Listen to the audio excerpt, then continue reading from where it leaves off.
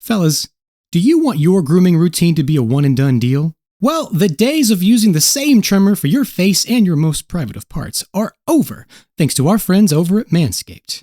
Introducing the Beard and Balls bundle, featuring the Lawnmower 5.0 and the Beard Hedger, one trimmer for the moneymaker and another for the boys downstairs. Plus, get 20% off plus free shipping with the code PRETTYDARK at manscaped.com. That's 20% off plus free shipping with the code PRETTYDARK at manscaped.com. Ah, yes, I do recall the dark days of trimming my entire body with the same old, tired electric razor handed down through the generations to my father and his father before him, like some god-forsaken generational curse. Oh, I've got some war stories, you better believe it. But suffice it to say, there's nothing worse than getting nicks in your sensitive nooks and cuts in your tender crannies. The bloodshed. Oh, God, the bloodshed.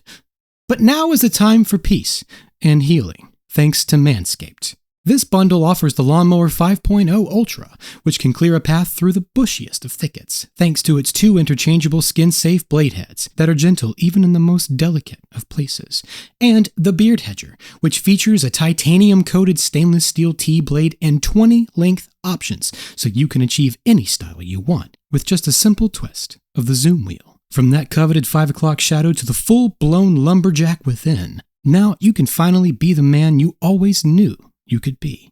So what are you waiting for? Go get 20% off plus free shipping with the code PRETTYDARK at manscaped.com. That's 20% off plus free shipping with the code PRETTYDARK at manscaped.com. No more dealing with the bloody razors of generational trauma. Just efficient, effective grooming wherever you need it. For the premium grooming experience, trust Manscaped.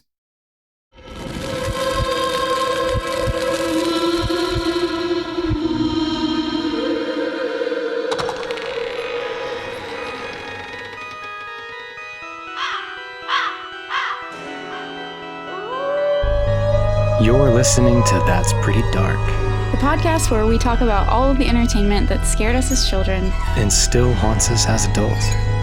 So grab your flashlight and join us as we take a frightfully nostalgic look over our shoulders and under our beds and in our closets. And together we'll realize, whoa, that's pretty dark. Pretty dark.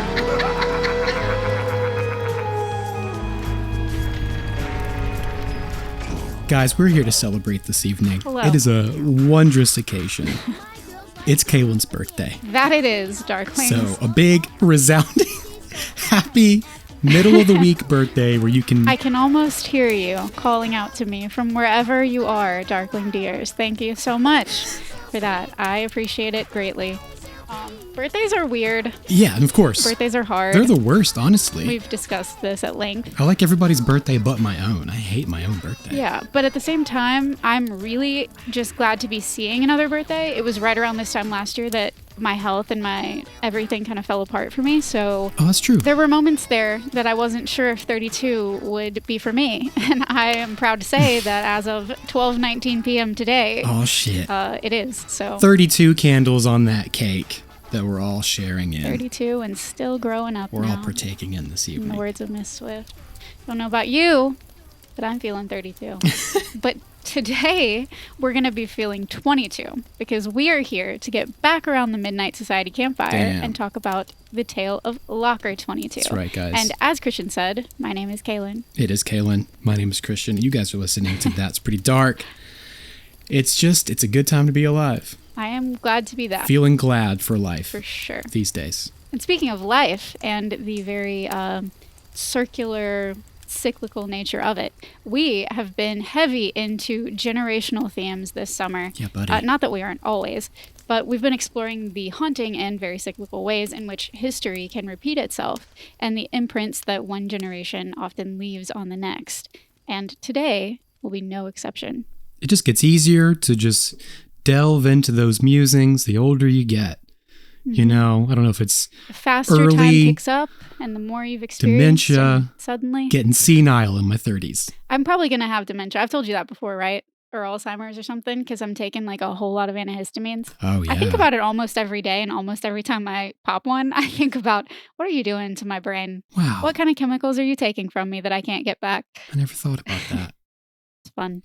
Wow. Mm-hmm. It's a good time. Learn something every time we hit record. Love it. Speaking of good times, The Tale of Locker 22 is the third episode of the second season, and it aired, as far as I can tell, on July 3rd, 1993. So it was indeed a summer episode. Groovy, man. Far out. It was written by our friend Chloe Brown, although IMDb calls her DJ McHale for some reason. Yeah, sure. And it was directed by a new to us face, David Winning. Wow. David was a dual citizen of the US and Canada, and he was one of those lifelong aspirational directors who began making films when he was just 10 years old. And he directed his first independent feature in the 80s when he was 22. Wow. He did a ton of work for TV, both episodic and features. And although this is David's first Are You Afraid of the Dark episode, ironically, since, spoiler alert, not to get too far ahead of ourselves, but I don't necessarily consider it to be the strongest episode of Are You Afraid of the Dark. Nah, yeah. He did go on to direct 9 more episodes. 9 more? Including both of our top favorite episodes. The Shiny Red Bicycle for Christian and Dream Girl for me. Oh, hell yeah. Wow, okay. So it just goes to show that everybody's got to start somewhere. And they can't all be winners. Sometimes you hit a home run. If there weren't losers, would there be winners? No, obviously not. Sometimes you hit a foul ball. Not to call it a loser. There is a lot to like about this episode. There's a lot to appreciate. And I hope that by the time we get to the end of our journey today, you will all feel the same way. You better, as a happy birthday. Yeah, if you don't like this episode, I'm going to take it personally. Because I spent my birthday making it for you. We're going to take it from you. Take it back. You can't have it anymore. I'm going to take it back out of your ears. You unhear this. Would you like a summary? Absolutely. I'm going to disappoint you because I did not write one. But IMDb summary states, a young French immigrant having trouble at her new school uncovers a mystery about a girl, the former occupant of her school locker, who died in 1968. Oh, Marie, I am from France. Oh, we've got a lot to say cool. about that. Where are you from? Oh, I'm from Paris. Paris? What? Yeah, Paris, France. Oh, but I am a foreign exchange student. I feel like they could have leaned into it because the actress, as we'll discuss, is from Quebec, Canada. And I feel like if they just said she was from Canada, it really wouldn't have been a thought in anybody's head. But because they said she was Parisian, I was very critical of the accent. Yes. You were very critical of the accent. Wow, yeah. It hurts so bad. You know what I mean? It's laughable. Just wasn't necessary. Poor girl. But we'll talk about her. We'll get there. Canada's so huge, just make her from the other side of Canada. It's that easy. Yeah, exactly. So easy. Another province, This was another Kristen episode, and as we've talked about before, Kristen's tales often focus on ghosts with unfinished business in the mortal world. Very theatrical. I don't want to malign her storytelling either, but let's not forget, she is also the one who brought us the Hungry Hounds. But she and also, as I've said, similarly, this episode didn't stand out as a favorite for me. Some of the worst, some of the best. But I do appreciate what they're trying to conjure. Ooh, nice. And it is without a doubt pretty dark. Nice. She also brought us prom queen, though. So it's like there is a little bit of forgiveness there. Oh, for sure. That's I a love winner. Kristen as a character. I think she's groovy. Groovy, baby. Okay. Yeah, baby. Let's do some time traveling. Oh my gosh, let's do it. We join our heroes around the crackling campfire once again as they await Kristen's arrival, wondering aloud what spookiness might be in store. An axe murder with blood dripping from her grisly weapon. Or a mummy wrapped in rotten bandages. A zombie with sunken eyes and all stiff-like. We know also that Kristen has a flair for the dramatic, complete with costumes and props. I love all the different scenarios they go through. That's fun. They start guessing how she might be planning to scare them. Some pretty dark options there. What about a razor-sharp hook where her hand should be? The man with the golden hook for an arm. It's a man with a golden hook for an arm. It keeps coming back up. We've seen this before, and we didn't like the ending. I liked it when she dressed up as the prom queen. So whatever it is, I hope she gets here soon. Instead of meeting them with the supernatural or some violent imagery like they're discussing, Kristen emerges from the woods espousing peace and love. Duh. And here is where the 60s meet the 90s. She is decked out to the nines as a good old-fashioned hippie straight from her parents' attic. She passes out some sunglasses and necklaces so the gang can get in on the vibe. And then they kick in with their 60s slang. Groovy, man. Sock it to me. Sock it to me. It's so cringy. I was so uncomfortable. It is cringy. But I'm going to take it a step further and make you cringe even harder, Darklings. Oh no. I might even break some hearts legitimately with this comment, but their mimicry of 60s slang is exactly like a Gen Alpha kid saying, as if, or let's bounce. Yeah, Because they're each 30 years removed. that hurts. Doesn't it, though? Why do that to yourself on your own birthday? This episode is all about aging, looking back at the past. And it is absolutely a trip to be thinking about such Hey, things look. on such a vulnerable birthday. Aging. We're all lucky if we do it. Yeah, Facts of life. it isn't fun, but we are lucky if we do it. Yep. What's this got to do with your story? There's an old saying that goes, if you don't learn from the past, you'll be doomed to repeat it. My story's a little different. In my tale, if you don't learn from the present, you'll repeat the past. And meet your doom. You know what I remembered rewatching it this time? Yeah. Remember the skating rink script we tried to write I had few a years whole ago? paragraph in here about that, and I deleted it. We don't have to talk about it, Because but we tried to write a short film script years ago. you did write it. It's not that you didn't write it. This basically is our exact same concept. It's pretty close. Very similar. But yeah, we basically had this thought, like, not 30 years, maybe 25 years after DJ wrote it. Yeah. I mean, I'm sure it just stuck itself in there in my subconscious and it just popped Right. back up one day and I was like, that's it. And lo and behold, DJ, you did it to us again. It's been done. But we might do it different one day. Who knows? We're the exact same. Submitted for the approval of the Midnight Society, I call this story The Tale of Locker 22.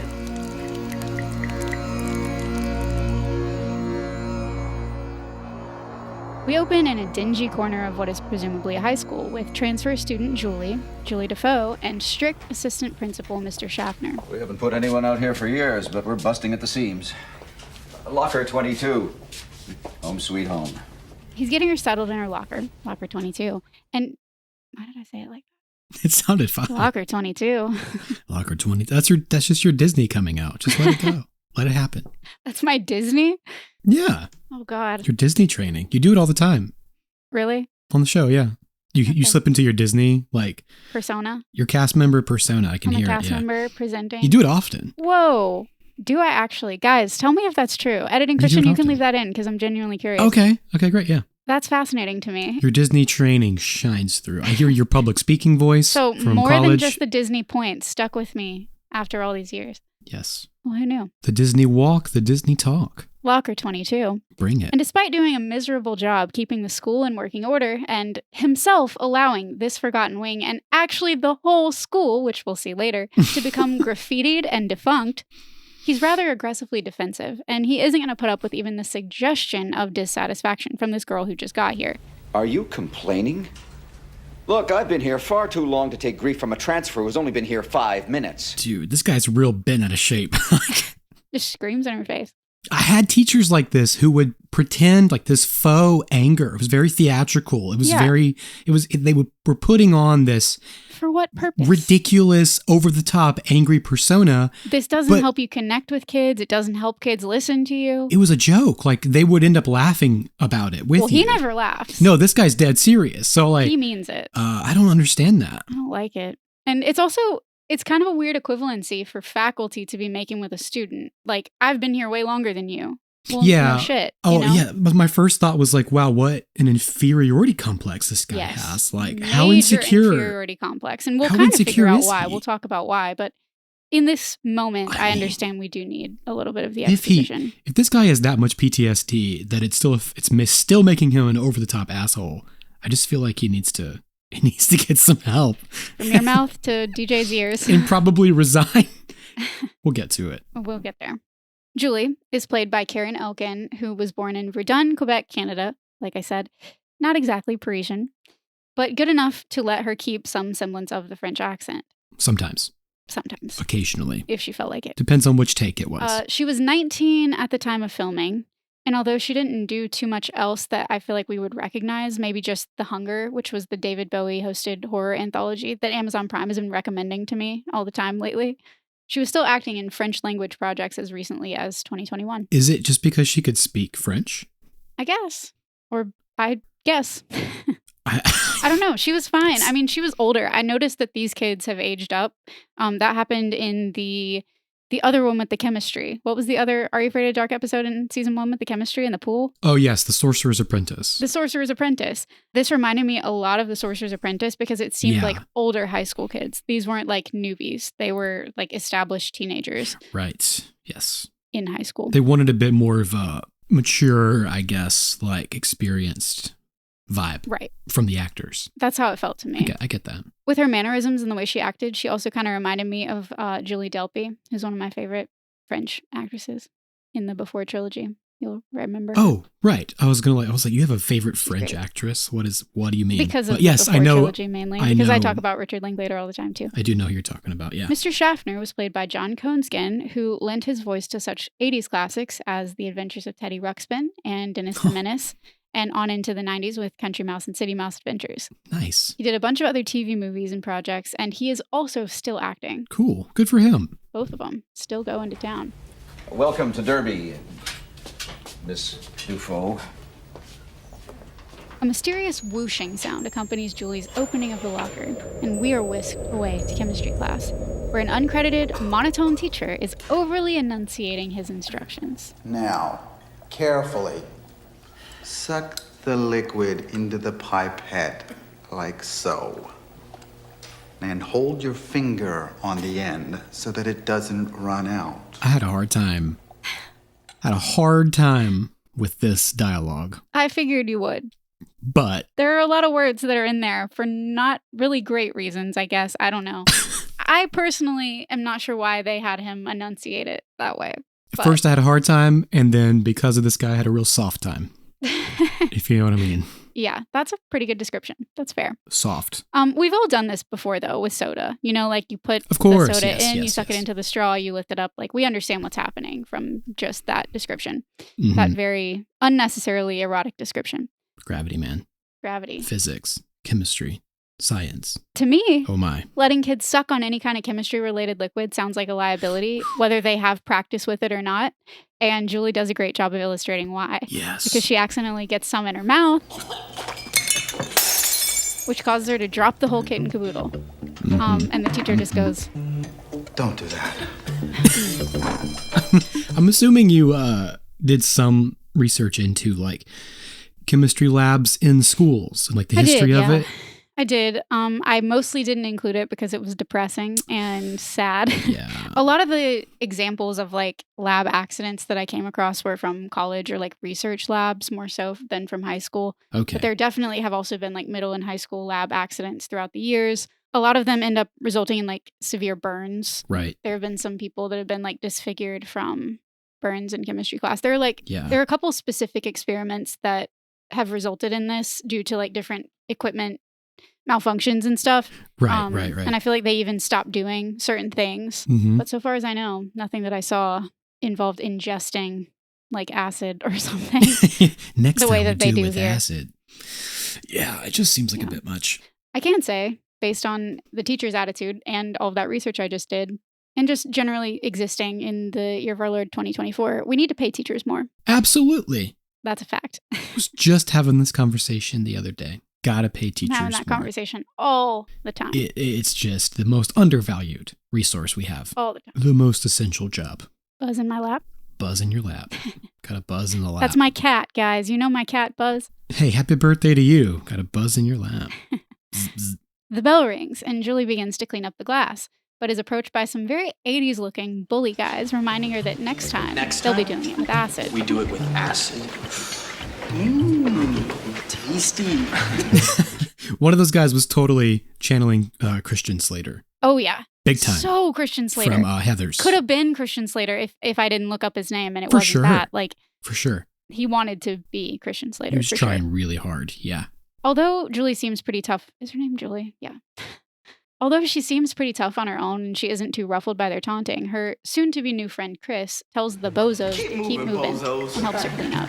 Remember when we used to do like insult counts and stuff? Oh, I should have done that this time. They haven't leaned into that as much lately, but bozos. No. Here's one. Bozo. Hey, you okay? Yes. Hi, I'm Chris. You new here? Yeah. It's no biggie. He tells her, it's no biggie. It's hard to be certain from our 2024 point of view if they were trying to lean into the trends in 90s slang for the purposes of this episode, which would make total sense, or if this was just the reality of writing for teens in the 90s. Who knows? Although I really do enjoy like the layers of the bygone pop culture that they're peppering in, and I'm sure DJ got a kick out of it too, because, you know, he got to use his childhood slang or make fun of it or poke fun at it. Overtly. And the slang of the children that he was writing for. Again, I say I cannot imagine writing convincing dialogue for Gen Alpha? kids today. Almost impossible because they don't make sense. But we're going to get there. I have to say some stuff about it. Y'all know I do. Not even the same language anymore. Y'all know I have to. We sound so old That's kind of the issue. Chris introduces himself and learns that Julie is transferred from Paris, which perks him up like it probably would also you, Christian. Yeah. But what's up? You're from Paris? What's up, Paris? Je m'appelle Christian. Can I take you out for, I don't know. You want to go get an espresso and go skating? Want to go skating? French press, coffee. There you go. French press. You like that, right? Yeah, it's overrated. No, I was talking about Julie. Oh, you like French press? You're from France? Chris is played by Corey King, who appeared on things like The Parenthood, Sister, Sister, and ER. Sister. He empathizes with her new kid plight. And in oddly close-up shots of their conversation, he offers to help her find her next class. Before they leave the lab, though, Julie glances back at the blackboard and sees a girl dressed in stereotypical hippie attire, giving the next best thing to a Kubrick stare, totally deadpan and ominous. You scared me. I thought everybody left.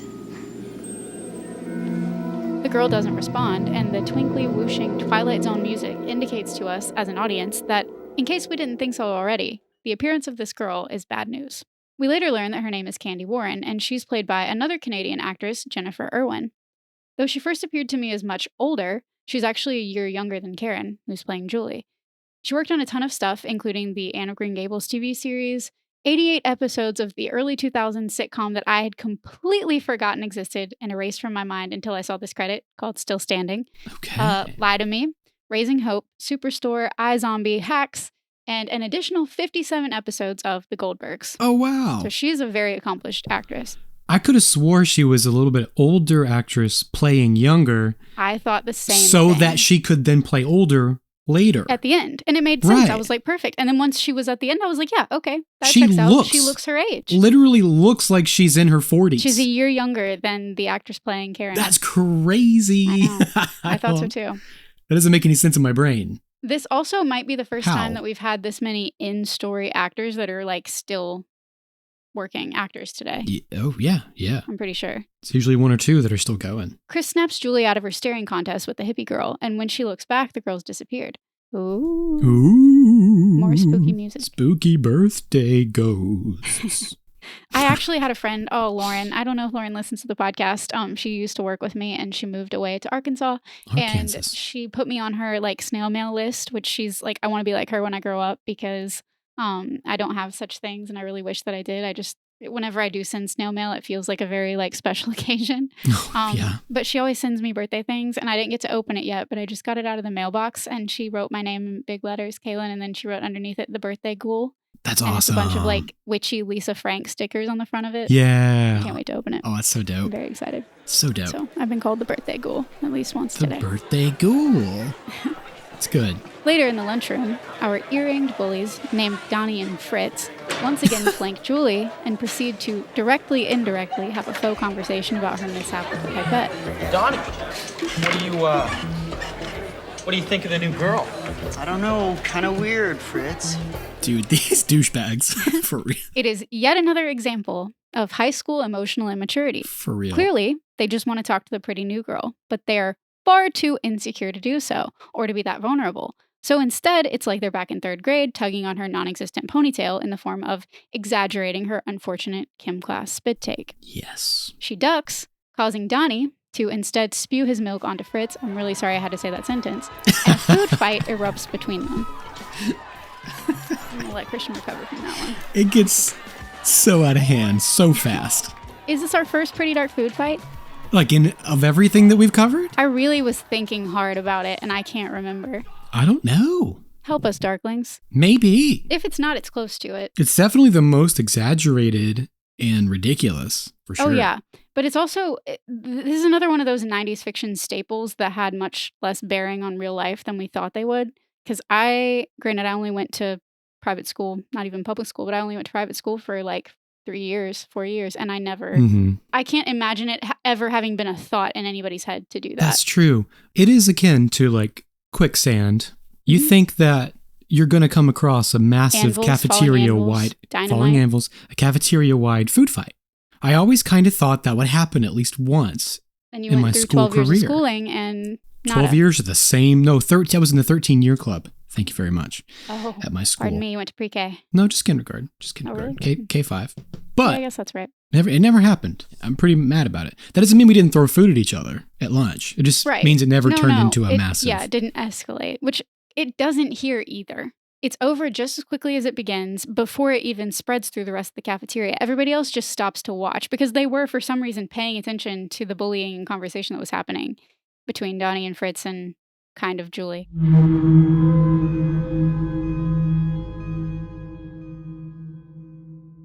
Well, that's pretty dark first, everybody. First time ever. First time in 3 whole years. One of our recordings just stopped. For no reason. For absolutely no reason, with no warning at all. So, full disclosure, we just lost about half an hour of an episode. Really fun times. Fun. So we get to what we have to do now. Happy birthday, Kaylin. The computer says, you. Oh, I just scared Buzz. I'm sorry. Yeah, this is not the week for this to happen, but it has happened nonetheless. If I were a believer these days, I'd say the Lord is testing me.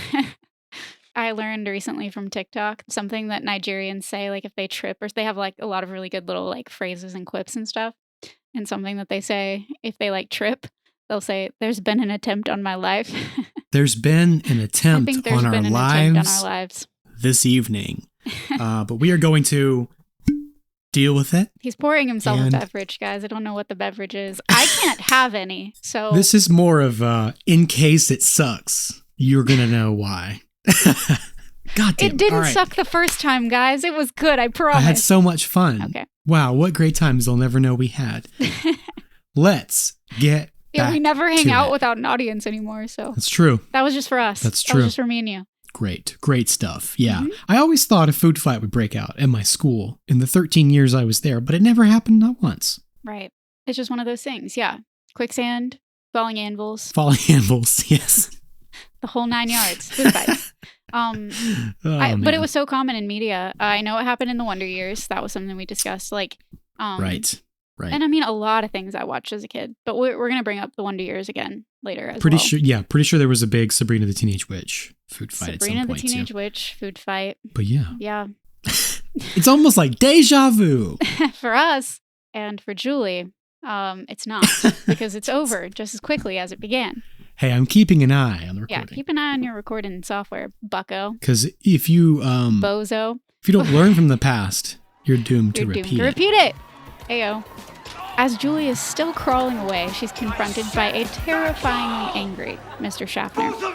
And in perhaps the scariest moment of the episode for my own rejection-sensitive dysphoria, he goes on a total tirade. Did I say something about giving me grief, Miss Dufault? But sir, I didn't... If you're a troublemaker, you've crossed paths with the wrong man!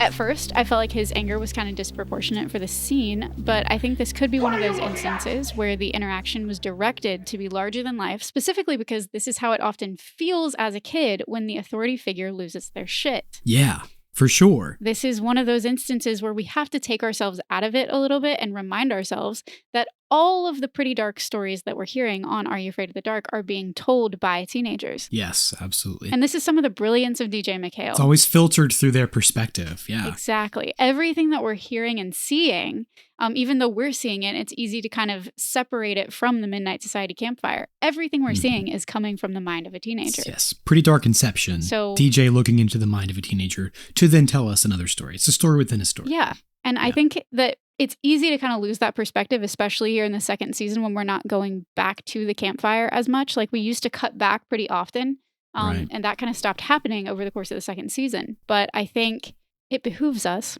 if you will, to remember that everything is about the teenagers. Everything's about that perspective. So when you think of it in that mindset, it makes sense that this would be a huge blow up, angry, because whether or not that happened in reality, that was the teenager's perception. Yeah, no, absolutely. And it's scary. And we discussed this before we lost it. It was a great, vulnerable conversation about our childhoods. But for me, like, I personally was so, like, don't yell at me. You know what I mean? Like, you can treat me however you need to treat me, but don't yell at me. Right. I still have memories of the handful of times. It was very rare that it was ever like warranted. And often, to their credit, my parents would apologize if they did yell at me. Yeah. Because it was so, I felt like it's unnecessary. I don't feel like it's ever necessary to get to that level. Conflict can be, healthy. It can be, it's necessary often. We need conflict. We need to have skills to resolve conflict. We need to be able to communicate with each other. But very rarely do I find there to be reason to raise your voice at somebody in anger. If somebody's yelling at me, I'm going to be upset about it. And if I'm yelling at somebody, you have to know that there is a major problem. Like, something's very wrong for me to be yelling at somebody, because it is not something that I do often. That is definitely the end of the rope. Mm-hmm. And I think, some people reach that point quicker than others. We all have to work to make our ropes longer. You work every day, you keep weaving your rope and you make it longer and longer and longer. Mm-hmm. Some people just don't put in that work. I'm always braiding. My rope gets longer and longer rope and weaving. Longer all the time. Even today, I'm just braiding away. Braiding that rope. Just braiding that because rope. Patience is a virtue, kids. Not right now, it isn't. That's a Mummy quote. That's from The Mummy. Nice. 1999. Nicely Sorry. done. I think about it all the time. What are you looking at? I don't know about you, but this scene and this experience has left me sufficiently dysregulated. I'm feeling something. Darklings, thank you for being here today on my birthday of all days. The heavy tone follows Julie back to her locker, and when she reaches inside, we see Hippie Girl is back, standing just as ominously as she did in the classroom, but right behind her. She startles, asking Hippie Girl not to do that. Don't do that. And asking what she wants. But before Julie's very eyes this time, she fades into nothing. And Julie makes a run for it. And in a sort of confusing cut where an extra also enters frame running when Julie just exited frame running, so it doesn't it matches in a way that it shouldn't and really bothers me on a level that it shouldn't. Yes. But Julie is now outside the school. And Chris races to catch up to her, asking what her hurry is and trying to reassure her about the lunch incident. Listen, I heard about what happened with those guys at lunch. Forget them. Come on, you just started. Burn out now, you're not gonna make it. She did just start, but Chris is also acting like they've been friends for years, is he not? It's also some pretty dramatic, advice. It's so dramatic. It's her first day at school. Yeah. It's a lot to have happen in one day. I mean, I'm sure he's got a little crush on her. Like, it's that new girl mystique, right? There's always a crush. I used to have that in high school. Yeah, Like, it was always the like, new girl mystique. Oh, I dated her for 6 years before she broke my heart. I was making fun, but I see what you're saying. Yeah. It's definitely a thing. And it's also like, she's just looking for a friend. She needs a confidant. And, there's that friend zone area where men are like, hey, this isn't fair. I wanted to sleep with you. What are you doing? And the woman's like, I thought you just wanted to be my friend. Silly me. That happens a lot. Yeah, I don't think that's what this guy is doing. I don't think that's his angle necessarily. No, not necessarily. But he does seem kind. I don't want to discredit that. He does seem like he wants to help, especially in a school full of people who are not helpful and are very mean. In fact, they're all very mean. Yeah. Everybody. So props to Chris, I guess. But we'll see whether the crush pans out later. Hey, girl. Hey, girl. You want to go for a French press and a croissant? Croissants. There after you go. Class. French press and croissants. Julie hesitantly confides in Chris about the disappearing act, knowing how crazy it sounds. Look, I know this sounds crazy, but I think I saw a ghost. Ghost? Forget I said anything. Oh, Julie. Once she's safely at home, staring out the quintessential 90s bedroom window like she's in a music video with a stuffed animal sitting prominently on the sill beside her, she receives a prank call. Hello? I'm the ghost of Derby High, and I'm coming to haunt you, Julie. Beware. Leave me alone! It's funny. I'll give them that. It's kind of funny. It's tough because we know she's going through this hard time and she's just experienced something in her reality that is kind of earth-shattering, but right. High school kids will be high school kids, You only went to school for a few years in an actual building. Mm-hmm. In a brick and mortar, sure. But did you have any ghost stories associated with said building? I Or feel any like rumors spreading around? There were always rumors like that. Anytime you get a group of kids together, I feel like there are going to be ghost stories, even at a private Christian school. I was very young, so I don't really remember any of them specifically, but there were always little like hints of things like that. And I do absolutely love that you asked me this question, because it was at this point in my notes that I decided to go on a little hunt for ghost stories like we sometimes do. Ghost hunt. And I found us some high school hauntings that I thought we could just take the time to read back and forth to each other like we sometimes will. And like we've already done. Like we've already done before, but the Darklings don't know that, so we're going to do it again. So typically, guys, whenever we do this, we do hide them from each other until we are in the episode, so we're reading them in real time and getting real-time reactions. And unfortunately, although we did do that earlier, the magic has been... We've lost it. We've lost the magic a little bit because Christian has indeed read these stories now. So this is 100% for you guys, and we love it. We love to do it every time. So love you, little Darklings. Thank you for being here today. And the reason I brought this up the first time, not just because the episode, but because the school I went to, it was a private Christian school, but there were like these infamous, notorious ghost stories associated with my school's past that even the teachers perpetuated. It wasn't just the students, it was the teachers. If you could get them on the right day, the right kind of slow lesson, rainy, whatever kind of day, October, what have you, they would take a moment and tell you their own ghost story to do with staying late after the day was over to grade tests, grade papers, whatever, being there in the school alone after hours with the ghost. And so many, many teachers had their own personal stories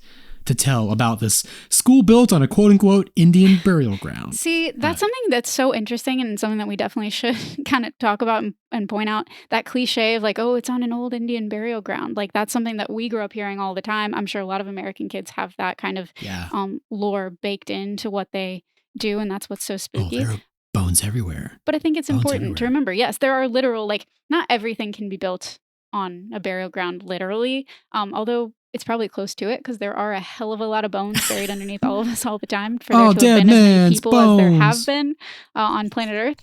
But I'm talking about dead man's bones. It's important for us to recognize that we are literally on stolen land. So even if there aren't actual bones and, bones, burial rights beneath our feet, that doesn't mean that we're not on land that maybe we shouldn't have been on or didn't have the right to be on in the first place. And I think that energy, there's something to be said about that energy for sure. Wherever you go, take a look at your feet. Down 6 feet deep, there's dead man's bones. There you go. Dig them up. Oh, dig it. Dig them up. We got to do a mashup. Yeah, that's a perfect mashup. And a dead man's bones. 2 suits, 2 tokens. That is the 2 bones, 2 skulls in hand. I don't know. That's a parody. Ryan Gosling's band, Dead Man's Bones, guys. Yeah, that's right. Look them that's up. Right. Look them up. You've talked about them before. Love them. Some ghost stories, though. Yeah. So let us just exchange these ghost stories. It's pulled from an article on a blog called Castle of Chaos.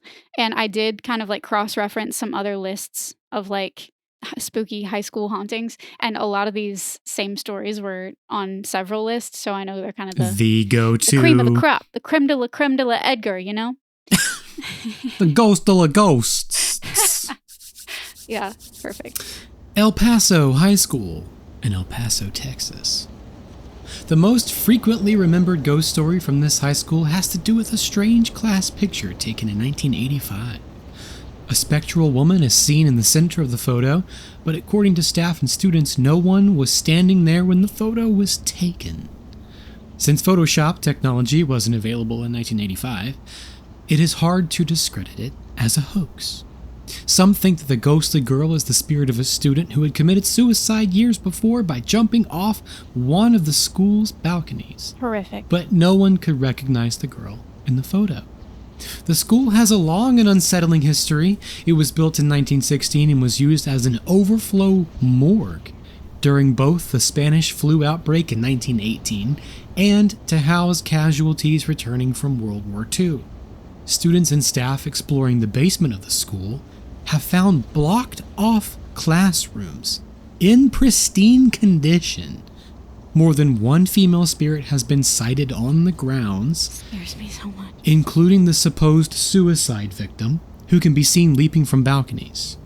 Some hallways have been reported to suddenly fill with strange mist, or begin dripping goo from the ceiling. I don't like the fact that there were sealed up classrooms. No! Why? For what reason? Pray tell. I know! Does anybody want to know why they were sealed up? It's like the show Dark on Netflix. Yeah. It's like that underground, weird children's like classroom looking thing. Icky. Unsettling. Just icky. Out of place. Mm-hmm. That's so creepy. God. And I think, like, you didn't like the girl falling, but I think that is a kind of common haunting. Like, hotels and different similar places always kind of have a story like that, but I really hate connecting it to a school. Seeing somebody just leaping from various balconies on the grounds, just awful. No thanks. Horrendous. Those residual hauntings, though, Mm-hmm. they'll get you every time.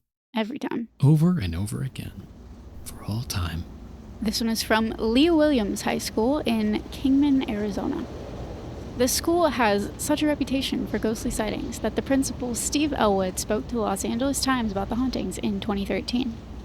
The school grounds occupy an area that used to be a pioneer cemetery. And during construction of a new building in 2013, 11 graves, 7 coffins, and several artifacts were recovered at the building site. For years, even before discovering the pioneer graves, locals had reported seeing ghostly men and women dressed in pioneer clothing hanging out on school grounds. Students and teachers have reported seeing a ghostly man in a bowler hat wandering the halls. Typical ghostly shenanigans, such as flickering lights and malfunctioning motion sensors, are also common. The school janitor backs up the local stories and says that he has heard voices in classrooms and footsteps entering the bathrooms while alone at night. That's so much. Don't like that. Don't like anything about that. Mm-mm. And it's a history lesson come back to life at this school. And that's one thing that you couldn't really pay me enough to be, is a school janitor. For many reasons, but God not the bless least them. of which being the fact that they have to be alone on school premises late at night. No, Any thank place you. that's buzzing with that energy all day long and then it's And just then completely silent. vacant and silent. Oh, yeah. The worst. At the end of the day. Anytime, like even my office building, if I have to go to my office for something after hours, I have to go pick something up and there's no one else in the building. Yeah, I know. There are like motion sensor lights, sustainability and all that. And just like walking through the empty, dark building and having the lights kind of turn on as you walk through is so much. It's eerie, to say the least. Even like your own house after like a gathering, a get together of friends, when they all leave and it's quiet. The quiet. And it's dark. The quiet can be unsettling. And you're just left with that absence of like life. It's so sad. It's so, I mean, it makes sense where ghost stories come from. Yeah. The absence of human, The absence of human is the presence of ghosts. That is the time when ghosts are present. Or like the beginning of The Awakening, one of my favorite ghost story movies. It says, "This is a time for ghosts." Tonk Upper Primary Government School, India. In 2014, 170 students at this school were kept out of classes for a week, while 300 people performed religious ceremonies to rid it of evil spirits. These measures were taken after 3 children at the school fainted simultaneously after seeing the ghost of a young girl who tried to push them into the toilets. I'm thinking that's the bathrooms. Yeah, probably. Probably not the literal toilets. I don't know. I've never heard of a ghost wanting to give somebody a swirly, but Moaning Myrtle. I guess maybe other than Moaning Myrtle. One of the villagers who took part in the religious rituals to cleanse the school was possessed by the local deity Tijaji, who told him that the community should perform the puja ceremony at the school temple every 2 months to keep the school free from spirits. Makes sense, very logical. According to Tijaji, the ghostly sighting had happened because it had been over 2 months since the last puja was performed. Apparently, in India, they have a no-tolerance policy towards evil spirits on school grounds, but only in India. Not anywhere else in the world. In America, they're In like, America, that's fine. Those we're kids, cool. the ghosts can mingle. It's fine. We embrace the school spirits. Gotta have that school spirits. spirit. Go, fight, haunt. That is totally the premise of a new like Netflix show. It's called School Spirits. Oh wait, that's the real one. I'm probably never gonna watch it. Haven't seen it either. I forgot that was a real thing. Go team. Boo. Boo. Boo. This next one is from Roy High School in Roy, Utah. Several spirits call Roy High home, including a girl who hangs out in the theater area.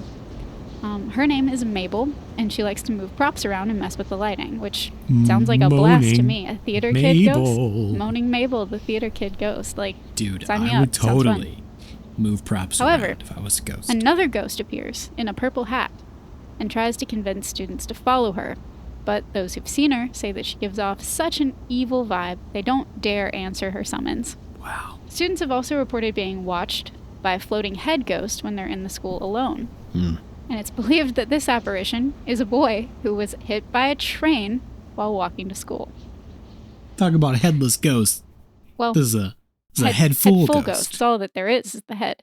Horrible. I hate the thought of it. Sorry I had to say it. Sorry you had to see it in your mind's eye, but I'm happy about it, honestly. This is how I get myself to go to sleep, as I think of things like this. You tell yourself the ghost stories? Yeah, and I feel so warm and cozy and like thinking about the ghost of the little boy that got hit by a train. Wrap myself in piano strings, you know what I'm saying? Golly gee. Radical face, anybody? All right. Yanagawa High School, Japan. In a case that had been alternatively described as a potent haunting or mass hysteria, 27 girls collapsed at Yanagawa High School in 2014 after seeing what they described as a vengeful spirit. The story goes that it all started when one girl began screaming that she couldn't move her body. Then other girls nearby also became paralyzed and started screaming, some of them yelling, "Kill me," or "Die." This behavior went on for a couple of hours, leading people to suspect that the girls had been possessed by a spirit of a headless ghost who was said to haunt the Mount Heiko and Abaraji Dam area, where the girls had recently gone for a field trip. The theory was that one of the girls had become possessed while on the field trip and brought the ghost back to the school. The school was closed for the day, and the students sent home.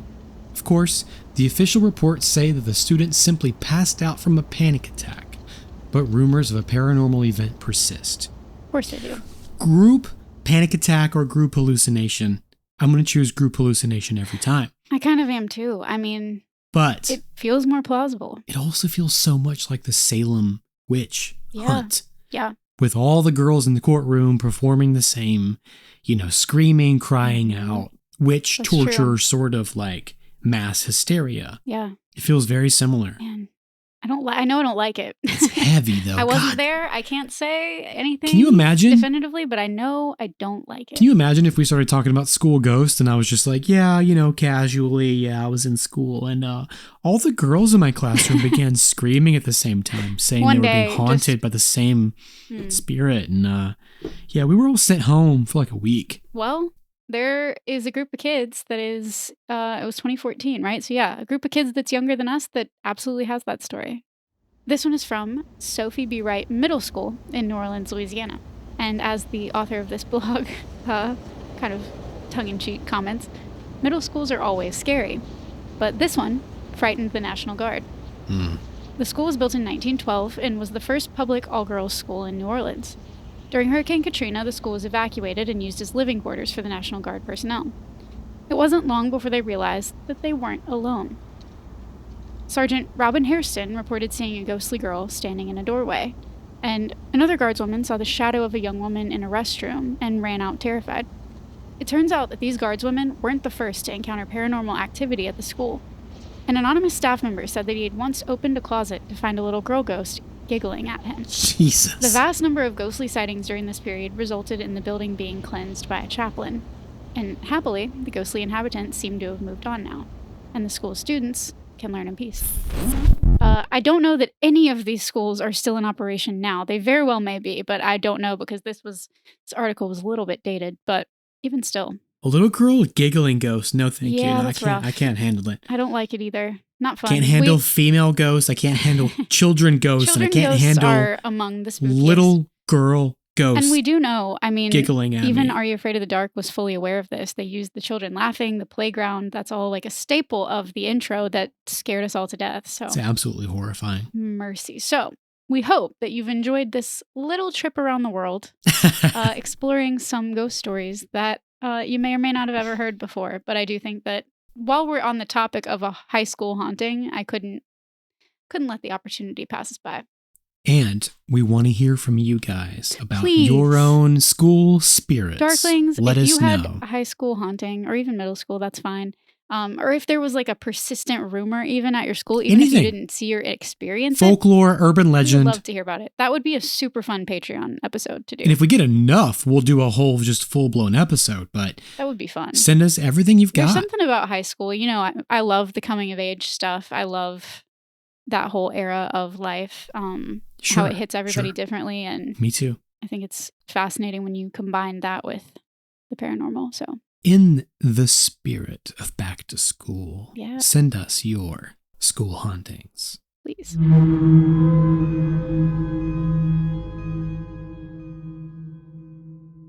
Back in our Midnight Society tale, Julie is understandably miffed about the prank call, and she confronts Chris in the also heavily graffitied hallway. It wasn't just that corner where the dumpy lockers were. It's the whole school is covered wall to wall in graffiti. Not Like, a modern, edgy 90s school it's a- without graffiti. I guess a modern, edgy 90s school. Like, that's the trendy thing, was to have graffiti all over the school. That's not a thing. No, my school did not have that. It was like a visual choice, we'll call it. A choice. Set design, production design, Sure. beats me. She confronts Chris in one of these hallways the next morning. Whoa! Thanks a lot. What's the matter? I trusted you, and you had to tell everybody what I told you. Julie, I didn't... You're worse than those jerks in the cafeteria because you pretend to be nice. Wait a minute, wait. I should have seen you coming. Wait. Which, Yeah. We just talked about. yeah, you tell him. Anytime somebody is feigning that attitude of like, yeah, I've got your back, I'm here for you, and you confide in them, and then you feel so stupid when you have shared something that clearly has been spread across the whole school. And what else is she to think, you know? I mean, yeah, she's new. She doesn't understand the culture there at the school. Yeah. And I mean, I would be really upset and offended if this person who was trying to befriend me, like, kind of turned on me like that, knowing that these bullies. Well, used it against I you. don't- Yeah. It's just, ugh. I mean, Dr. Pendansky, anybody? I mean, come on. Exactly. Flip from Slumberland, Nemo Yeah, and Slumberland, Slumberland. Nemo. Our whole year has been about like false pretenses and like People deceiving who appearances. pretend to be your friend, but not really. Yeah. Julie, I only told one person. I didn't know they were gonna make it news. Well, they did. Now everybody thinks I'm the crazy new foreign kid. Listen, I did it for a reason, okay? I'm sure. Hope you all got a good laugh. He storms off, passing some "just say no" graffiti, because that's totally the message that Was vandals that were there? promoting back in the 90s on the way to Underlock. Oh my God. Just say no. So many themes. There's like "just say no." There's some like stick figures holding hands. God, that's so. What should we graffiti on these lockers? I mean, wow. Of the times. Yeah. Let me tell They you. really had their finger on the pulse of the 90s zeitgeist. Julie is once again harassed by Adani or Fritz. I forget which is which. Honestly. I didn't mean to scare you, although I didn't think anything could scare you. Because you're a Ghostbuster. Stop it. Pretty good reference. Timely. The other of the pair, whichever, appears in the hallway then, wearing a sheet and some sunglasses. Is this really how y'all want to treat the cute new girl? Do better, Fritz and Donnie. I mean, be better. Yeah. Be Grow better. up, you guys. In the shuffle, some 60s style beads fell from the locker. And when this happened, and as this concept was introduced, it reminded me a little bit of that viral story from a few years back when a student's purse was perfectly preserved from 1957 and they found it behind a locker. Uh-huh. Did you hear about that? I looked that up, yeah. This story totally captivated me when it happened. Y'all know how I feel about like a time capsule. Like any kind of time capsule that's just like, this is a snapshot of the time. It can't be recreated. Like it was made then and it's here now. And we've got this one artifact. That kind of thing fascinates me. It's like pop culture archaeology, you know? Yeah. I mean, I love the idea. I just saw the Nickelodeon time capsule that they did like, Mhm. you know, whatever, 25 years ago. Mhm. And it's not to be open till like 2050 something. Yes. I can't just remember saw the year. I've definitely video, seen it a bunch of times. a reel I of it, remember yeah. when it was like buried. I remember how big of a deal it was. And I see memes pretty often, like millennial memes that are basically like, whatever I do, I have to survive to see the opening of that time capsule. Yeah. I kind of feel the same way. In the case of this purse, the owner of the purse had passed when it was found, but her family was given the purse. And once they kind of talked with the family, they were able to kind of publish what was inside. And it was like ticket stubs to things and like a friend's like school headshot with like a note on the back and library card and, you know, different things. It was really cool. And for that family to have those mementos of their, you know, matriarch, their loved one that had passed on at a snapshot in time when she was like 16. That's so cool to me. So crazy. 62 years that purse had been behind that locker. Wow. Which also begs the question, are you really cleaning that school? No. Honestly.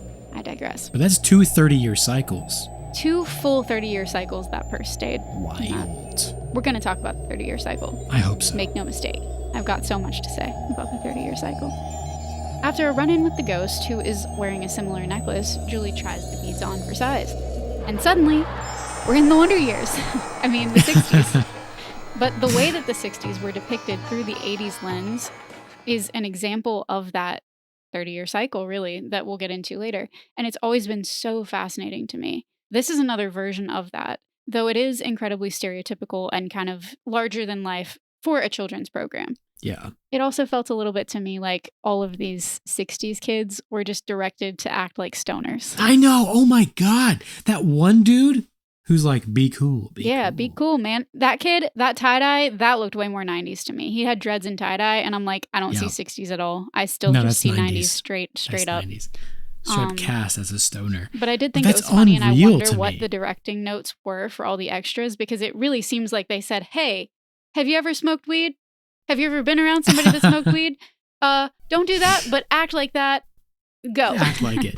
But what's so funny too is I was so put off by it. I was like, that wasn't what high school was like in the 60s. No, of course not. Not even close. But 60s was way more of a polished, closer to the 50s that we know, like the squeak clean. People weren't squeaky clean, but they sure acted like it. And they put on that front, especially in high school hallways. But not everybody, but Kristen, there was more of that. Looking back at her stereotypical cliche idea of the 60s. Nailed it. That's what she would have brought to this retelling of this ghost because story. What 90s kids were hearing and what Kristen is as a 90s kid, she is taking it to the extreme.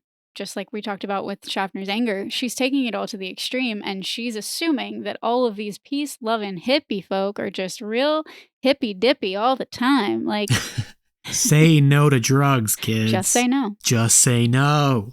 Groovy, man. There's a lot of different aspects of the 30-year cycle at play, from politics to just everything. It's all right there. So many layers to this pretty dark birthday cake. A girl comes up to Julie in this past hallway. Candy, those beats are so far out.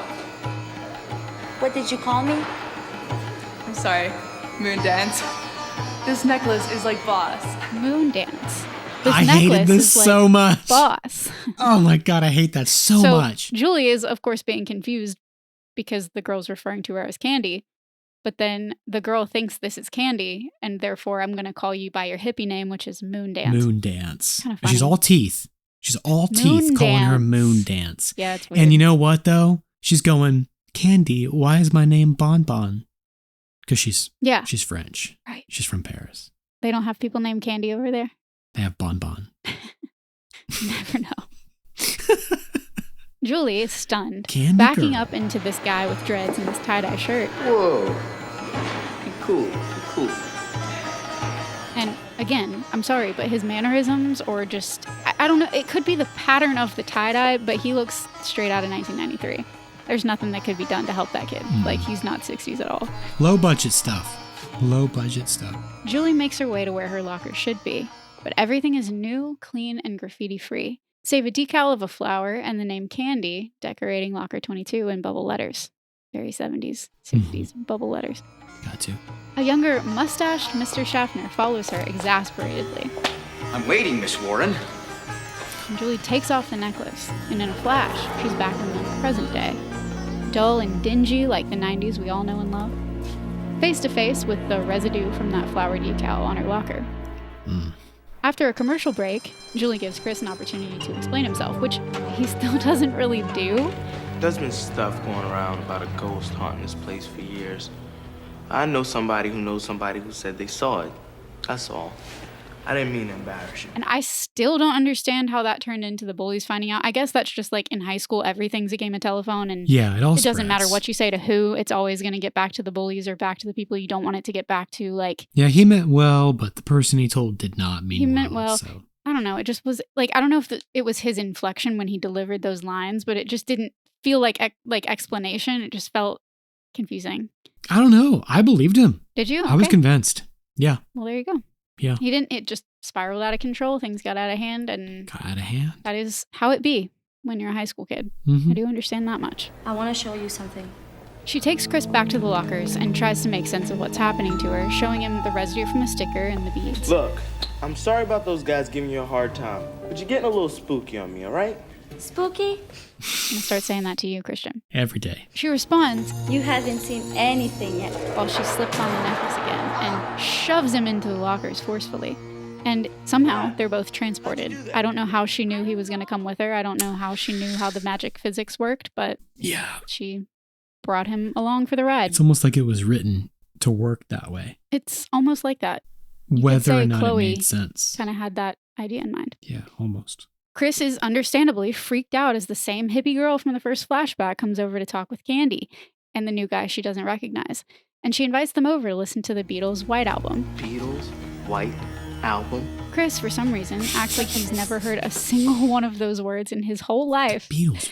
He's from the 90s, not the moon. I feel like I don't know. My takeaway was he understood it. He was just kind of like, why are we talking about this? What kind this of came out crazy 30 years white ago. people shit is this? Like, what the Maybe. But I don't think so.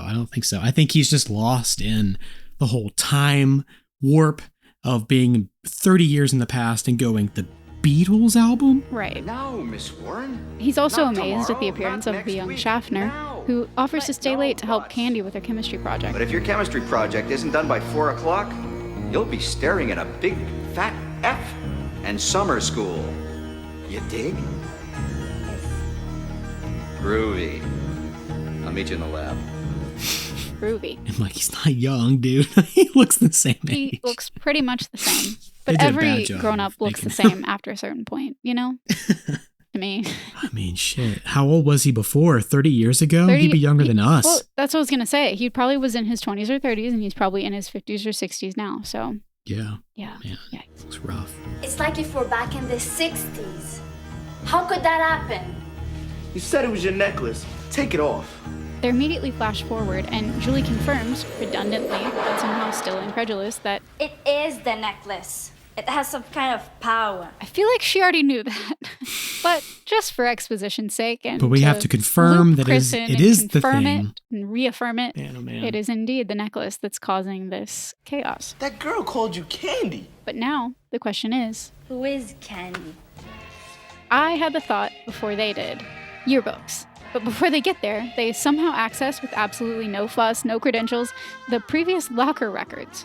Chris immediately checks 1968, which is, year the White Album came out. The White Album. Good clue. But I do like that they used music as a pop culture touchstone to mark the timeline. Right. Because that's how I think of my life, and I think a lot of people think that way. Yeah, decades, eras. When this album came out, I tell you all the time, like, I kind of have a rolling, like, index in my head of, like, years that different movies came out. I can tell you the year of most movies because I remember where I was in my life at that time. And I like using pop culture as that milestone. Oh, I mean, I've got like an 80s playlist. I've got 90s music playlists. Yeah. I'm always looking for that, like, inspiration. I was talking to somebody about that recently. I keep my playlist by, like, eras of my life. So I have one that's, like, pre-high school where it's, like, backyard boombox. And it's just all the stuff, like, late 90s, early 2000s pop, basically. And then I have one for high school and then one for college and, beyond. But I really catalog my life that way, too. Bingo. What? Candy Warren, locker 22. Yeah, that was a locker. Right? Some other names on this list are David Winning, the director, Shauna Patterson, the assistant director, and Lana Sherman, the post-production manager. That's awesome. Little cameos. That's pretty fun. They then consult the 1968 yearbook. They can't find Candy among her class, but there's a whole page dedicated to her memory. 1951 to 1968. Friends forever. Julie and Chris walk yet another graffitied hallway in disbelief. This is real, isn't it? I guess. We can't both be crazy. Why is Candy showing herself to me? And why do they think I'm Candy? I don't know. Which her inflection here was weird too. Chris stops and gets Julie by the shoulders, exclaiming that whatever's going on, they can't handle it. I feel like she's trying to tell me something, Chris. This is happening for a reason. He heads out, but she stays back to get her books, asking him to talk later. And we leave her at her locker, holding the beads. Chris catches up to a Mr. Ratto. Mr. Ratto. Uncredited, by the way. Yes, you're here late. This man had a whole ass speaking part, and there was not a name in sight. Couldn't find it. Wow. Okay. Don't know why that is. Strange. Mr. Ratto, you've been teaching here like forever, right? I suppose 30 years is forever to you. Which, that's the line. I think if you had to just sum up this episode in a line, it would be that line. Yep. That's the whole concept, is that when you're young, life is immediate, time is moving slowly, and you can only conceive of so much time. Oh, yeah. And as you get older, obviously, that changes. Did you know Candy Warren? Candy Warren. And of course, it's here that the plot thickens. Haven't thought of her in years. Sure, I knew her. Sweet girl. Such a tragedy. Well, how did she die? Was she like sick or something? Oh, heavens, no. It was a horrible accident. What, a car crash? No, it happened right here. At Derby? And if you're a kid watching this, I assume, I can't really remember this from my childhood personally, but I'm sure that I saw it and I know how this would have hit me. That's when your stomach sinks. Right. Because as a viewer in the audience, you now have all the pieces in your hands. You have all of the information. Right. And you're beginning to put it together, even though the characters take a bit of a frustratingly long time to do the same thing. In tandem with their conversation, we're shown Julie flashing back again. And she was staying late after school on some chemistry project or something. Apparently she got a little careless. And there was an explosion and fire and... Chris asks who her teacher was, and Ratto doesn't recall. And it seems, for a moment, like Chris is going to blow it all off, not caring about the other connections. Right, it's weird. Until he remembers, before Schaffner was assistant principal, he worked in the chemistry department. And this is the light bulb moment for Chris, apparently. It's a big ol' oh shit moment. We see this full gruesome picture immediately. Not only is it terrible to imagine that Candy died in a lab accident at school, but Julie is about to relive or re-unlive the accident. She's about to be in place and have to die because she's been forced, into the past. Into the past by the ghost of Candy, which there's nothing not dark about this. This is seriously pretty much as pretty dark gets for Are You Afraid of the Dark? It takes like a recurring haunting and forces like you, the person experiencing the ghost, witnessing the haunting recurring over and over. It makes you live out the death experience of this ghost. Which, that's terrifying to me. Yeah. That's so scary. It's very, very That's scary. so scary. I have thoughts about that. I think we'll get to them in a second. I don't like it, though. That's a lot. That's so heavy, especially for like a high school kid. Woof. But Chris now understands what's happening, but he can't help because the beads are with Julie back in time. Peril, danger, death. I also almost got like Heather's vibes for a second. I felt that the whole time. It's not an intentional explosion like Heather's, but still, you feel that urgency. Impending doom, Impending though. doom. Absolutely. I have to get there and stop it before this happens. Before this it's happens, going it's going to happen. We have this inevitable If I do nothing, explosion, it's going to happen. The school is going to blow up. Right. In this case, again. Again. Chris freaks out, rushing back inside, while we see Julie join Schaffner in the 60s chem lab and note the ominous frayed gas line. Could you, explain what we're doing? We're identifying compounds by determining their melting points. Or would you like to skip right to summer school now? No, I want to try. For asking her teacher to explain the lesson. He's not a very good teacher. I'm just going to put that out there. I mean, no, I get it though, because she's already missed the exam. She's already failed the exam. Right. This is her attempt to and he explains re-perform the exam. He says that's what the test is about now, isn't it? Like these steps are what she's being tested on. He might be a fine teacher, but she's just been a bad student. But all the things thing considered. that we know and the thing that bothers me and baby Kaylin is that Julie doesn't know. She wasn't there. And that's frustrating to me because this isn't her story. She's living out somebody else's She's living ghost out story. someone else's story. Yes. Honestly, Candy She needs to get her shit together, and she needs to learn this chem lab shit, and know how to take the test. And not have to stay late around somebody like Schaffner, who is clearly neglectful and scary in every way. I hate to victim blame, but you know what? Candy's not really good at just showing up for class. Being bad at chemistry does not mean you deserve to die. Nah, but... Please ask my chemistry teacher how she feels about that. She needs to... Because I, too, myself, was also bad at chemistry. And I resent the notion that I deserve to explode in a lab accident just based on that fact. Of course, this is an unfortunate soup. This is a perfect storm. This hopefully doesn't and never will happen. You see where I'm going. You see where I'm going with it. No one's saying she deserves to blow up. No one's saying that. I'll give you a little hint. Turn on the gas and light the burner. After that, you're on your own. I'll be back in 20 minutes. And he doesn't know the gravity of the words he's saying. And this is all rather intense for a kid's show. The knowledge that at any moment, Candy or Julie or whomever could blow herself sky high. And the knowledge that on at least one version of the timeline, it did indeed happen that way. Yeah. I'm about to pull something out of the memory archives for some of our Darkling friends, I hope. Because this also gave me big-time Nancy Drew PC game flashbacks. This is the second Kristen's episode in a row you've brought up. Nancy Drew PC games. I don't remember doing it, but I'm sure you're correct. You did it during Hungry Hounds. Yeah, okay. With her escaping the barn. Something about this just really felt like one of those Nancy Drew PC games, because I can think of at least two of those games, like two of the stories off the top of my head, that involved literal explosions when you made a wrong decision. Yeah. That would kill Nancy Drew. Right. Like, you mess something up, you didn't get the valve turned off in time, or you didn't notice. There's like one in a diner and you didn't notice there was a gas leak. Yeah. And you were supposed to put something out or like mitigate this, but you didn't in enough time. And the whole screen literally explodes. Like, it's pretty brutal. Pretty dark, right?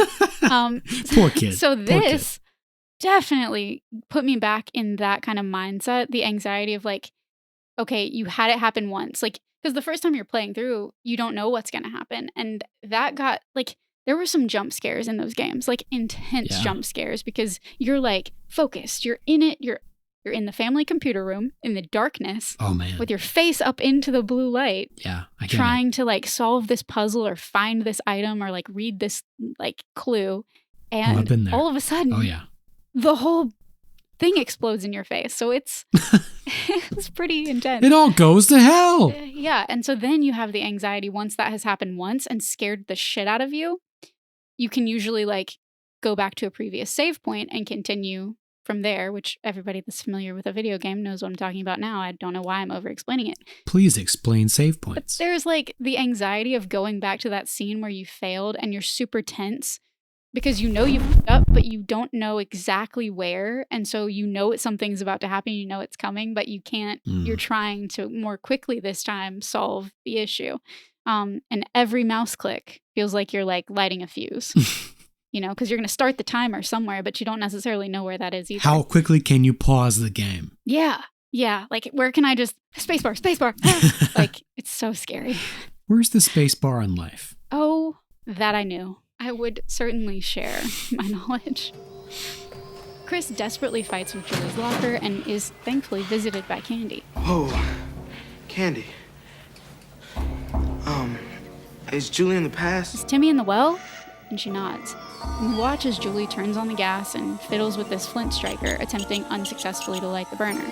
And we know, if and when she does, the whole place is going up. She also tries a matchbox, unsuccessfully. I hate this stuff. Me too, Julie. She's just bad at lighting fires. Hey, me too, Julie. Thank goodness, though. Listen, Candy, she's gonna die. You gotta stop her. And that's a heavy statement to make. Like, she's gonna die. There is death at stake here, and we're hearing about it, we're seeing it, it's being repeatedly said to us as very young children. Yeah. And not to, like, totally unravel the supernatural plotline, but, like, if she dies in the past, does she automatically die in the present? Because she was never really supposed to be there. And I do get the whole, like, unfinished business shtick, but, like, if ghosts could literally teleport folks between decades to save themselves from dying, would we simply be in a world where we couldn't die from unnatural causes because wouldn't every ghost want to save themselves? That's a good point. I mean, it's also very like Freddy Krueger of like, you can die in your dream if the person that kills you is Freddy Krueger. It is like that. It's similar, but I don't know. It's a good question. It's dream logic, like where are the lines drawn? Because when you start to like erase the lines. I think like the missing link is that Mike Flanagan tie-in of you only think you're reliving that's a the good haunting. Word. Yeah, exactly. You think you're reliving you think this you are, but you're not. moment where the ghost is dying. Really, you're experiencing your own death. Yeah. In real time, in real life. Right. It's but a layer. You are hallucinating the past. So really, you are at risk of dying. They didn't, it's missing that tie-in for sure. I think you're supposed to believe that she's definitely going to die. Yeah, but also just the fact that the stakes had to be backed up just a little bit. Like, we know she's going to die, but like, those are the she's stakes. in the past. It's not, it's still not that immediate. It's not like she's going to walk out in front of a car in the 90s, There's just a lot to consider, okay? There's a lot there, yeah. Especially when you are like a connoisseur of horror content or you've thought about any of the timeline logic. Candy manages to teleport Chris back just in the nick of time, and he careens down the hall and runs right into Mr. Schaffner, who's angry at him for running. Hey, no running! Come on, man, Julie, Candy. Candy's in trouble. She certainly is. She's gonna flunk. Bummer. Come on, man. Bummer. Grabs him by the collar of his shirt. That's such a legal aggressive offense against the student. That could be called assault. You can't grab children like that. You cannot do that. Can't do them there. Can't do it at all. Only at the schools established for troubled teens can you, apparently. Also, the mocking tone in which he used that 60s slang kind of hurt me the whole time, because just like we were talking about at the beginning of this episode, now that is 100% me thinking Gen Alpha slang is absolute nonsense and sounds idiotic. Yeah. But it also shows that he kind of wants her to flunk out. He does. He wants her to go to summer school. Yeah, he's kind of a shitty teacher. He's a little sadistic. Yeah. He enjoys the fact that she doesn't know what she's doing, and he's not really on board with helping her. He is not interested in her bettering herself. Chris isn't going to stand for this when time is of the essence. Man, let me go! Just who are you? I'm your future pal.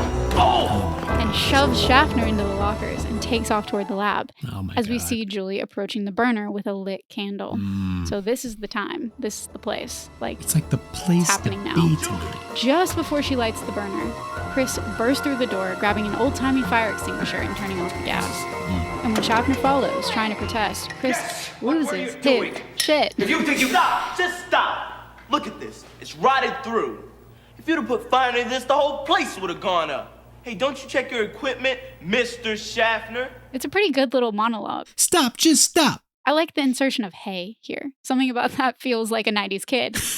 Hey. Oh my God. Schaffner is shell-shocked. You could have been killed. And this line is also great. Don't know what to say. Say you're in the wrong line of work. Say you're in the wrong line of work. Pretty badass in my opinion. Thank God you saw this. If you hadn't... And then Candy pipes up from a desk. I would have been toast. Speaking for the first time. I guess when you're a ghost and you're dead, you can't talk. These are the rules. I'd have been toast. And let's just one more time hit on the fact that there was a reality where Candy died, a student, died because of Schaffner's negligence. Right. But I guess because all of the evidence went kablam, he was off the hook.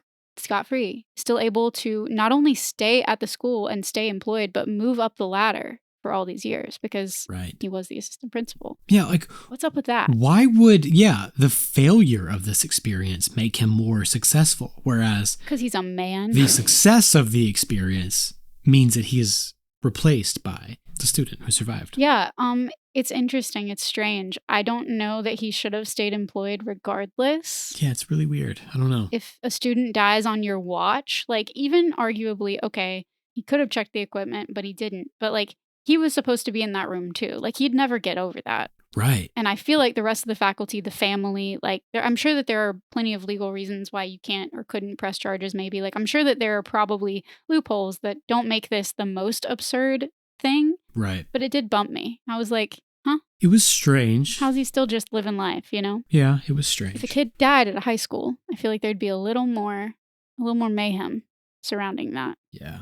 Speaking of mayhem, with no further explanation about how they get back, now that there's no more ghost magic, how Julie and Candy both managed to inhabit the same timeline as the same person, at least briefly, how this wasn't just about putting a person's spirit to rest, but about preventing her death in the first place, they close locker 22, ready to put a bow on it all. So that's how Candy died. Yeah, I saw her. She brought me back. I laughed out loud at his delivery here, because he's like, oh man, yeah, I got nothing. What a trip. Time travel problems. What are you gonna do? Wow, trippy. Cue like a shrug and a smile to the camera. Like, what are you gonna do about that? Whoa. Psychedelic. Far out. They hug it out here, and as they linger in it, a woman walking by does the classic. Can I ask what you're doing here so late? I was helping her with her locker. It's stuck. At least it was stuck. Oh, I know. It used to stick for me all the time, too. For you? Which could have been kind of a euphemism in a different world, but she meant it because it was her locker. Hey, you don't get the nickname Moondance for nothing. You know what I mean? Moondance had her fun. I'm sure she did. That was your locker? Oh, back in the dark ages. You must be Julie Defoe. Nice to meet you. I felt like they were relatively bright kids in some instances, but they really need to be spoon-fed sometimes, it appears. Who are you? I'm the assistant principal, Ms. Warren. Candy Warren. James Bond. She's 18. She's 18 years old. 18. But she could pass for older than me. Looking like a 40-year-old principal. Yeah. That's unreal to me. I know. Well, 30s, not 40, but looking twice her age. This admission of her name being Candy Warren cues literal comical jaw-dropping from our duo. And then the bullies creep up behind her, and she pulls the whole eyes in the back of her head thing. Yeah, I got to. Gentlemen, my office, please. Gotta love Candy Girl. The Midnight Society all chuckles, and Kristen wraps up her submission. The end. Far out. Solid. Psychedelic. Nito? Questions Frank. And they all laugh and roll their eyes. But hey, if I learn anything from the Brady Bunch or the Wonder Years, Nito was probably the most common slang on the whole list. Nito? Yeah, that's true. Everybody said Nito. I still do. I still do too. But I'm not very hip.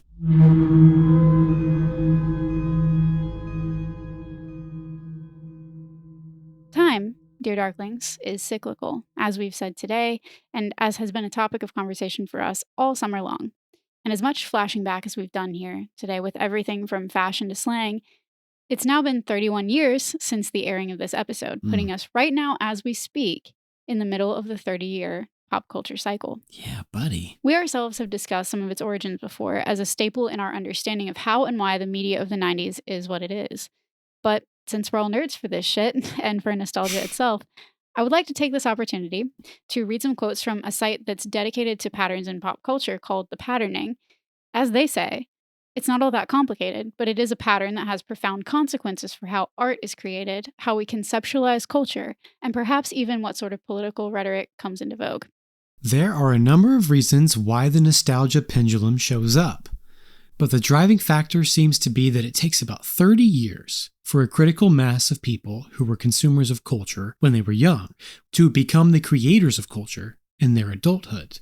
The art and culture of their childhood helped them achieve comfort and clarity in the world, and so they make art that references that culture and may even exist wholly within that universe.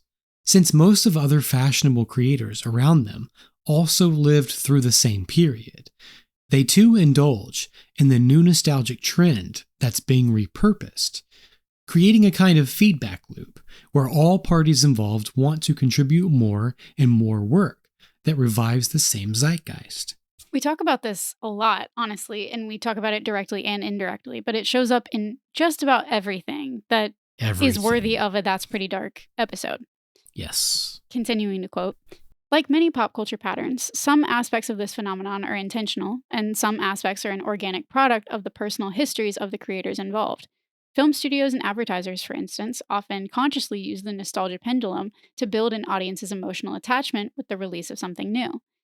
On the flip side, the writers and toy makers and musicians who are creating artifacts of culture really do have a fondness and nostalgia for the themes of their childhood that they're referencing. So J.J. Abrams really was a kid during the summer of 1979 in which Super 8 is set. Oh, yeah. Wow. And it just so happens that 1979 was 32 years prior to the film's release in 2011, which means it also resonates with a broad market of newly financially solvent adults. The cyclical view of time and culture fits in with the broader sociological concept of social cycle theory. It fits with numerous cosmological, physical, and biological cycles that are observed in the universe around us. It fits with the Hindu and Buddhist concept of Kala Chakra, the wheel of time, and it fits with the concept of eternal return that spans countless cultures. It's important to note, however, that these theories do not themselves discount the forward progress of time. I like that this author points out that we're in for quite a shock if we think that the next 30 years with climate change and all of the new issues that we're now facing for many, many 30-year cycles on top of each other and where that has left us will be anything like we've seen before. Right, yeah. But still, there's a certain comfort in watching these cultural patterns come back around. The wheel of time rolls forward, yet remains steady on its axle. We as millennials in our early 30s are kind of just now experiencing the first 30-year cycle that we can vividly remember with fashion, for example, of the turn of the millennium. The slang, again, the way that it cycled and shifted. I just saw a trailer for a new horror movie called Y2K with Rachel Ziegler. I've seen that. We're just now kind of in that place ourselves. Which it's weird to be here, having had the knowledge of it as we've kind of been growing up and learning, but maybe more so now than ever before. What I keep seeing in this is like the average amount of time it takes for a brain to develop and like for you to sort of come into your own as an adult. Around 25 years. Yeah, I mean, even Stephen King with It, the 30-year cycle is persistent within It, with Pennywise showing up every 26 to 27 years. It takes about that long, but there's no guaranteed amount of years. And it's either like... They do kind of talk about that a little bit. Like 30 years is kind of a shorthand. It's not exact. It's varying, right. It's not guaranteed to be exact. Yeah, it's not exact. Years, it's never going to be exact. Like there's definitely a 5 to 10 year kind of swing on the whole thing. Which is present in this episode. It's not quite... Yeah. It's what, 68 to 93? Yeah. Yeah. So not quite 30 years, but the same premise exists. The same concept persists. Yeah, 30 years is kind of just how it's discussed societally, but it's really more common. And this patterning article that I read analyzes film sequels or film adaptations, rather, like film remakes. And it's more of an average of like 20, 22, 23 to 27 years that the next film comes along. That's crazy. More often. That's crazy. I think another interesting side effect from this that we talk about, but much more indirectly, and that fits super well with the Tale of Walker 22, is the echo from the previous 30-year cycle that bleeds into the next generation. In other words, 60s nostalgia was prevalent in our childhood media, and likely what our parents were consuming actively to stay connected to their own childhoods. Therefore, we as a generation of 90s kids, roughly, likely have a stronger basis of pop culture and knowledge about the 60s than most other decades. We've got the 60s and the 90s, that like nesting doll effect. Because I grew up watching not only Lizzie McGuire and, I don't know, even Stevens and all that, but also The Brady Bunch. And The Wonder Years, although that was from the 80s, but depicting the 60s. Oh, yeah. And, you know. Look at all the Hanna-Barbera cartoons. All the Hanna-Barbera cartoons. From the 60s were just... all of them. All the all time. over Cartoon Network. So we have that connection with kind of the 60s. And generational divides aren't perfect lines either. We talk about that sometimes too. Like, we identify as millennials, and we are kind of smack dab in the middle of the millennial, like, agreed upon time frame. Yeah. But there are plenty of people that fall just, you know, before that, where they're closer to Gen X in a lot of ways, but they have more millennial memories or vice versa. You know, like, we just so happen to be kind of in the middle of that 30 years. With the 60s and the 90s. And those seem to be two huge decades for pop culture, probably because of how many people were born into those decades. And I just think we're like the living proof of this sort of cycle, because we began the podcast our own 30-year cycle, 30 years removed from our own upbringing. Absolutely. Like, I just think it's so cool. I do too. And kids today, although they will eventually be nostalgic for like their own very early childhood in like the 2010s or later, Yeah. are currently consuming plenty of 90s nostalgia with their parents that will echo into their futures. That's so trippy. So we're the hinge point right now. And it's That's super psychedelic. psychedelic. We've said it before, but it's going to be really interesting to see how this plays out as we do move forward in a world where the whole library of created content is available at the push of a button. How children of the future will be less pigeonholed into the pop culture they consume. It'll become more nurture-focused, not just what was available and playing on cable TV at large, but what their parents are actively putting in front of them. That's going to become more and more important as time goes on. So really, when you think about it, although, of course, every generation is unique, no decade is ever going to happen again. Every point in time is unique into itself. We may be in the middle of one of the truest and most pure 30-year pop culture cycles. Wow, you think so? Okay, so before we let you Darklings loose, it is time for a very important segment, and that is the Scareometer. Scareometer, dude. What did you give the Tale of Locker 22? Look, my school had a chemistry lab, and the story was that we no longer had chem lab experiments because supposedly there was a school fire back in the day. Oh. I don't think that's true. That was the rumor. Man, you held on to that one all night, didn't you? I was waiting. Yeah, so we never got to do actual, lab experiments like that because of how dangerous it was. And it is. I think a lot of schools no longer have this. I think this is a relic of the past. Yeah, in a lot of cases. Because they don't want to do this anymore because you can't control every single student and keep them from causing explosions. Like I said, I thought it was shocking that they were going to let them just suck up this liquid, whatever it may be, into a pipette. Like, kids can't be trusted. I forget what I gave Hungry Hounds, but this is on par with that one. I feel like Hungry Hounds was like a 3 or a 4. I can't remember. Maybe I think less. for me it was like a 2. I don't know. I'd have to give this one a 3 because it's more than Hungry Hounds. The consequences are greater. Right. The real life stakes are larger than like a weird hunting accident with a fox and like some dogs and a horse. Like this is like very realistic.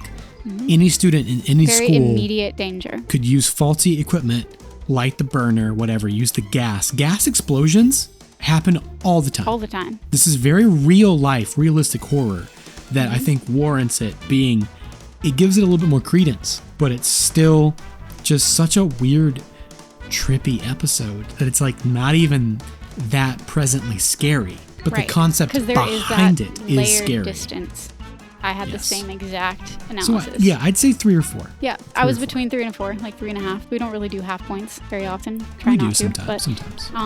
that's kind of where I am because that immediate danger gives it every point it gets. You know, like everything else that's surrounding it. You know, the spooky hippie ghost. It's like one thing. Some people say that they were bothered by that. Personally, I wasn't super bothered by that, but I get it. Yeah. So I'm kind of in the same boat. Cool. Yeah. If the core element is a student dying in a chemistry lab accident, it is really heavy, even if the surrounding spookiness left something to be desired. Right. Agreed. And I think this one is mostly well remembered for the nostalgia and the often tongue-in-cheek pop culture overlay, more so than anything else. Nostalgia inception. For what it is, I'm really not mad about it. It's still fun. It's a fun time. I think it's a fun time. Did you Darklings have fun? Did you guys have fun? If you had fun, if you enjoyed your time with us tonight or ever before, doesn't have to all ride on tonight, does it? This is one singular episode I've ever experienced. You can join us if you would like to. Patreon.com. On patreon.com/TPD podcast, where we try to give you a little bit of that good bonus content. Yeah. And speaking of, we have a patron to thank. We do. We want to say a big old thank you to Alex L. Thank you, Alex. Thanks for being part of our Patreon. We're glad you're here. If you want to get your name shouted out, you can join us there. You can also follow us if you want to keep up with us, interact with us on social media. That's Pretty Dark Podcast on Instagram. That's Pretty Dark on TikTok. That's right. We try to let you guys know ahead of time what episodes are coming up. Haven't done a great job of that recently because we've been, both of us, Christian and I, having quite the summer over here in our neck of the woods. But it's been real. We would love to chat with you. We'd love to see you there. We'd love to have you. It's something we don't ask for all the time, but I'm going to call a favor, because it's my birthday. Do it. If you want to give us a rating of some kind on your podcast platform of choice, Spotify has stars. Apple has stars. Apple also has reviews. If you want to leave us like some nice stars or nice reviews, I can't even tell you how much that would thrill me. It means so much. Yeah. Every kind word that you say really helps us keep going, and it also lets us find more Darklings and like-minded folks. Yeah, because people want to go to the reviews to go, is this worth my time? Sure. And if you guys say, hey, this is a good time. You guys give us your Darkling stamp of approval, can't ask for much more than that. Well, anything else? I don't think so. That's the tale of Locker 22. The tale of Locker 22. Thanks for bringing it. Thank you for being here. On your birthday week. Made it happen. Good job. Great job. We got it done. Thanks. We always do. We can't wait to see you guys again. Keep your eyes peeled and your ears peeled for our next episode. And yeah, thank you for letting us do this. We're really grateful. We're coming up on 3 years. We had some technical difficulties today, so we appreciate you bearing with us through that. But I blame the ghosts of the past. yeah, this was we were mucked with by some petty ghosts, and I wish I knew why. Wish I understood why it had to happen. Or maybe I wish I didn't. But either way, thank you for being here, and we can't wait to see you again soon. Stay groovy. Keep it psychedelic. Keep it solid and psychedelic. Be far out. Bye, guys. Bye now. Searching all this big wide world.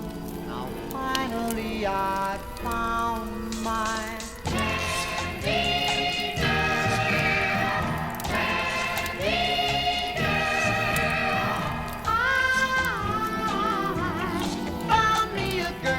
Thanks for listening to That's Pretty Dark. Written and produced by Christian Baxter Mott and Kaylin Andrews. Our music is composed by Jonathan Simmons, and our art is provided by Paige Garland at Power Girl Illustration. Join the collective nostalgia and follow us on Facebook and Instagram at That's Pretty Dark Podcast. Share your experiences and let us know what shows, films, or villains still haunt you from childhood at that'sprettydarkpodcast@gmail.com. Remember, you're never really alone. So, until next time, sweet dreams, everyone.